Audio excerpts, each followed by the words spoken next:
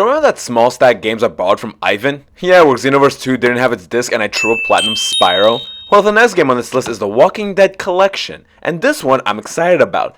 I used to be a big fan of The Walking Dead back in the day, loved reading the comic books, enjoyed the show, and I'm ashamed to admit this, but even found myself watching The Talking Dead.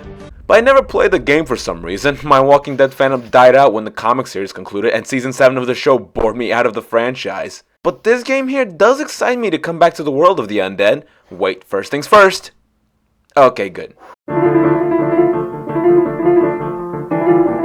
The Walking Dead the game is made by Telltale Games, who specialize in interactive adventures with The Walking Dead arguably being their biggest success. It starts with us assuming the role of Lee Everett on his way to prison until a zombie outbreak occurs. While looking for help, Lee meets a young girl named Clementine, who's all by herself with her parents gone, so he becomes her de facto caretaker. They meet up with a bunch of different survivors, and Lee must lead the group and protect Clementine as they deal with the undead and also fight the evils of humanity. This is an interactive adventure, so it's a lot of deciding what you're going to say, and point-and-click gameplay searching for what you need to find to advance the plot. Now, The Walking Dead is doing a tremendous job at telling its story. The characters are very likable, and the relationship between some of these characters are intriguing whether it's positive or hostile. And I especially love the relationship between Lee and Clementine. It makes me ignore the irksome things about the game. Like, even though I love the storytelling and enjoy the art style, the character movements are sometimes a bit jerky and clunky in their transitions.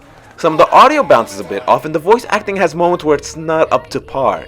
There are even moments where the game becomes a bit unnecessary. Like, for example, this part where I have to slowly undo these bolts.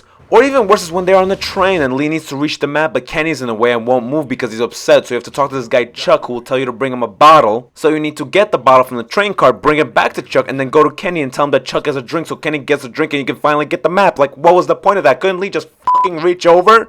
Let's move on to Season 2, which follows an older and much more survival-capable Clementine, who is now on her own because Season 1's ending. She meets up with a new group and joins them as they continue the journey of living in a post-apocalyptic world and eventually meeting up with some old friends. Season 2 does a better job with its animation, audio balancing, and having a lot less long sequences that are a bit dragging and boring. But it gets even better with Season 3, which is dubbed A New Frontier.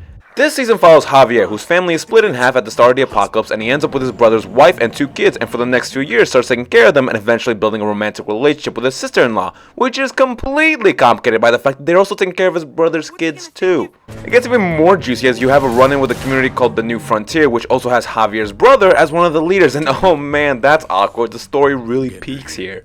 Also running around Javier and his group is returning Clementine, who's even more badass than she had previously been. But I don't need to talk about how great Clementine is. Time to discuss what the game's all about. The decision making. The game has you making a lot of choices, and some of these choices affect the story and affect the gameplay. See, here is where I go a bit negative about the game.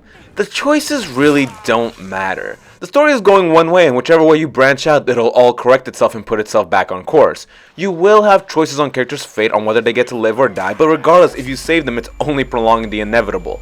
They will die. Some examples: near the beginning of episode 1 of the first season, you'll have a choice between saving Duck or Sean. Regardless of who you choose, Duck will live and Sean dies, and the group gets kicked off Herschel's farm. What's the point of making me choose here? At the end of the same episode, walkers are attacking your group and you'll have to choose between saving a character named Carly or Doug. Regardless of who you choose, the other will die, they will get a diminished role in episode 2, and in episode 3 they'll get shot by Lily. It happens a lot in the series, as if you ever notice a character just sitting quietly in the background, then it's likely you saved them from death and that they will have a quick nothing death coming up soon. Another fun example is how during Season 3 you'll have a point where 2 characters that you like will be publicly executed, but you have a choice to save one of them. Now when you make a choice on who to save, that's the person that gets killed, and the other one will be reduced to the background until they get a blink and you'll miss a death scene, and the group kinda takes it as, oh fuck. Anyway. But as I say that, a thought popped up into my head. What if that's the intention here? That in a zombie-filled post-apocalyptic world, no matter what you do, no matter how hard you try to protect everyone, the tragedy of watching everyone you know and love die around you is inevitable. If that's the case, then bravo game. But then my biggest gripe with this game is how it kills off characters in such quick nothing blink and you'll miss it matters. It's bothersome because the game does a fantastic job in introducing you to new characters and making you grow attached to them. And then you'll have to watch the game kill these characters off in sometimes stupid and unsatisfying matters. It's bothersome because the game has the capability to create powerful and emotional death scenes that leave you devastated. Gosh, fuck Season 1's ending. But even with the game sometimes just mishandling character deaths, it does still tell a tremendous story. Now sadly, this collection doesn't feature the 4th and final season, but I still had a great time with what it provided. If anything, I wish it didn't end and was actually an ongoing series. Sadly, Telltale's in the toilet though. Oh well, if there's anything left to say, it's Season 1's ending. there's still one matter to address: the trophies. To get the trophies in this game, you just have to play it. The game doesn't use the trophies to encourage you to play the game back and make different choices. It just wants you to complete the episodes.